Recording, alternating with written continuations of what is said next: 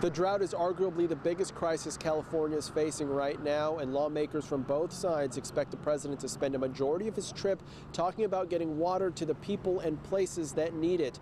Now, there is drought relief legislation that has passed the U.S. House of Representatives, but it is facing opposition in the Senate. Over the past few days, rain has finally fallen on the Central Valley, but it's far from enough. Take a look at this picture from the National Oceanic and Atmospheric Administration, comparing the amount of rainfall California will receive by Monday to the contents of a 10-ounce coffee mug. The 5-gallon bucket, the amount of rain still needed to bring California out of a drought. On February 14th, the president is scheduled to take a closer look at the state's ongoing water woes and offer some solutions when he visits the Central Valley. Republican Congressman Devin Nunes says he and other GOP lawmakers are looking forward to hearing from the president on this issue. We're optimistic. We're optimistic. We have a bill right now sitting in the United States Senate. Senator Feinstein could move that bill. She could move her own bill. We could do that quickly. The president could sign it next week. Last month, Nunes stood with House Speaker John Boehner and other Valley Republicans in a barren field in Kern County. They announced drought relief plans that favored giving water to Valley farmers over the San Joaquin River Restoration Project. But it's getting pushback from Senate Democrats like Dianne Feinstein, who's expected to introduce her own drought relief solutions soon. The House wants to get the Delta pumps running and wants to make sure we don't let flood releases go from Millerton.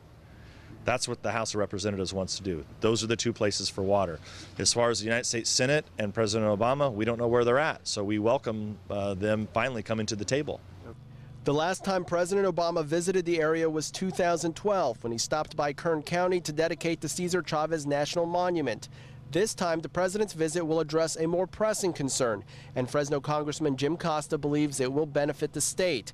In a statement, he says, "We've been wanting the president to come to the Valley for a long time. I expect the president to talk about how he's going to cooperate with the governor to address the problems not only in the Valley, but throughout California." The White House says more details on the president's visit will follow in the coming days, including a time and a place. In downtown Fresno, Anthony Pura, Action News, AM Live. For 2 years, Christina Packard has bagged burgers at this Carl's Jr. Have a good night. She sees a lot of faces and finds a lot of stuff left behind in the fast food dining room. But earlier this week, she didn't expect her find would be a big one. Yes, he comes all the time. Yeah, he's a really nice guy. One of her regular customers left his fanny pack sitting on a chair. I knew he had stuff in there because he always carries it with him. Carries like license and stuff. So I just made sure that I just hid it so that way nobody else could touch it because I know that there was something in there that was probably valuable. How much on my 3-piece? Christina would have never guessed just how valuable. Being respectful of her customer's property, she says she did not open the bag. But after stashing it under the counter, the dinner rush hit and she forgot to tell anyone it was there when her shift was over. And when the customer realized he lost the money, he returned to the store, but the staff on duty couldn't find it. Understandably, he was angry. They told me no, it was a lot of money. They called the cops. He wanted to press charges. Store manager Alex Romero is proud of his employees. He says just after police and that customer walked outside, one of the cooks spotted the bag stashed beneath the register and returned it before the panicked customer drove off. It feels very good. I'm very happy that he got his stuff back because that would have been very devastating if he didn't. I would have felt really bad for him. This crew is still blown away by how much money was left in their store. Yeah, jackets, phones. I mean, we always save it, but never $10,000 in a bag. No, that was just a shock. It was different. Immediately after search teams located little Isaac Sprague, they treated him to check if he was okay.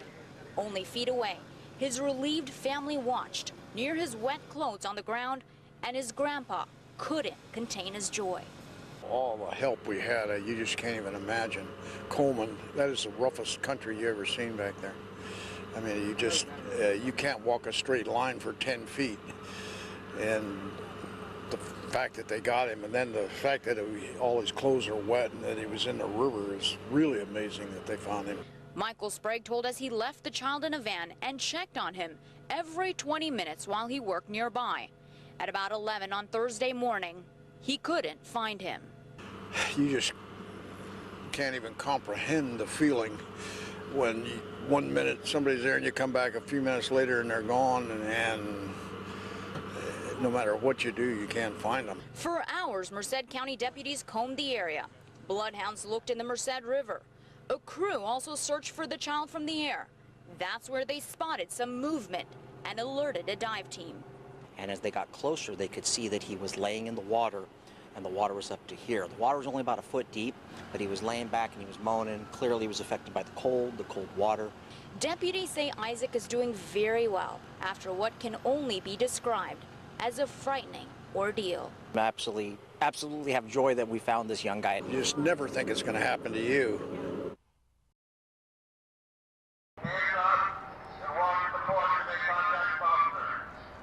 Tactical teams called out several people from this home in central Fresno.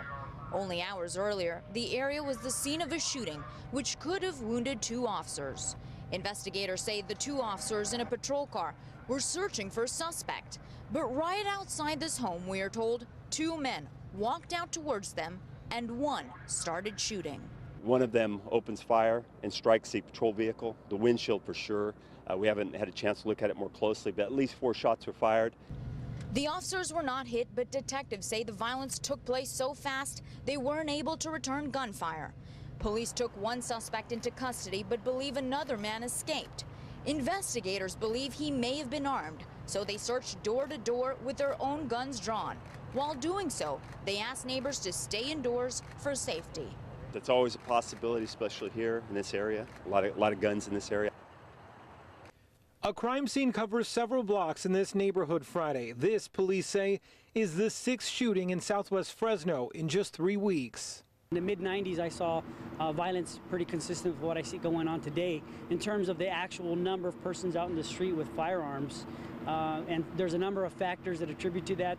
The biggest of which, he says, is early jail and prison release. Sergeant Paul Cervantes heads the Metro Gang unit known as Magic. This week alone, we're talking just this area and this team, we're probably talking about maybe 6 to 7 firearms that have been recovered. Friday, his crew responded to this intersection where 2 men were shot in their legs. The victims, driven to the hospital by friends or relatives, will survive their injuries. Police found evidence that more than a dozen rounds were fired from at least 3 guns. Authorities believe this shooting is tied to a shooting around the same area Thursday night. Shortly after Friday's incident, investigators in a CHP helicopter spotted this gray Toyota Camry, matching the description of a car speeding away from the crime scene. Within minutes, we had officers arrive and detain these individuals. A preliminary inspection of the vehicle revealed a loaded .45 caliber firearm. The gun found sitting on the floorboard in the back seat just beneath the child's safety seat. 5 men were detained for questioning, and police arrested 23-year-old Martin Gonzalez for driving with a loaded gun. Gang investigators got a search warrant and went into Gonzalez's home. They also searched his sister's house just around the corner. Police say they found at least 2 handguns and a shotgun.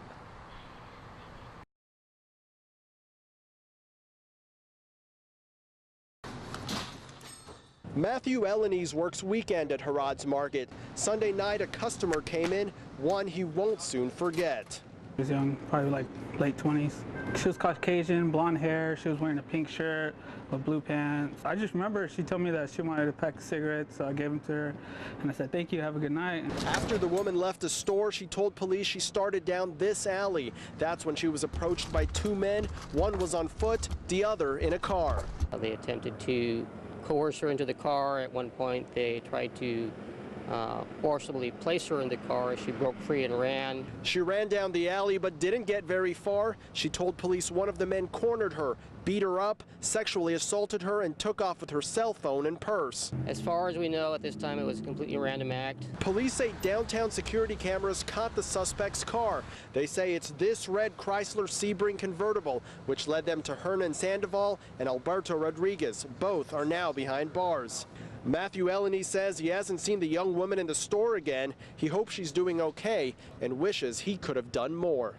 If she would have went back inside the store, I would have helped her, probably call the cops and, take care of her.